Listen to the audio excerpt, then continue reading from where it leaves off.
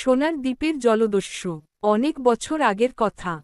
বঙ্গোপসাগরের উত্তাল ঢেউয়ের বুকে দাপিয়ে বেড়াত এক ভয়ঙ্কর জলদস্যু। তার নাম ছিল কালী মুখোশা। মুখে কালো কাপড়, চোখে অদ্ভুত দৃষ্টি, আর হাতে তলোয়ার। তার নেতৃত্বে কালবৈশাখী নামের এক বিশাল জাহাজ চলত দিকবিদিক। তার লক্ষ্য ছিল একটা কিংবদন্তির দ্বীপ, সোনার দ্বীপ, যেখানে নাকি পুরনো রাজাদের সোনা রূপার খনি ছিল। বহু বছর ধরে কেউ তার অবস্থান জানত না। কিন্তু কালী মুখোশার হাতে ছিল এক প্রাচীন মানচিত্র, যা নাকি এক বন্দী ব্রিটিশ নাবিকের কাছ থেকে পাওয়া। কিন্তু সব জলদস্যুর মতো সেও বিশ্বাসঘাতকতায় ঘেরা। তার এক বিশ্বস্ত সহচর, মদন কানা, আসলে ব্রিটিশদের গুপ্তচর ছিল।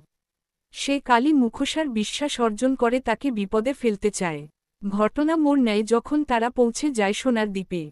দ্বীপে শুধু গুপ্তধন নয়, ছিল ভয়ঙ্কর ফাঁদ। কেউ কেউ সেই দ্বীপ থেকে ফেরে না। শুরু হয় লড়াই, সোনা না জীবনের জন্য। শেষে কালী মুখোশা তার শত্রুদের পরাজিত করে, কিন্তু সোনা নিয়ে ফিরতে পারে না। দ্বীপ এক রহস্য থেকে যায়। আর কালী মুখোশা, সে আবার হারিয়ে যায় সমুদ্রের ঢেউয়ের আড়ালে।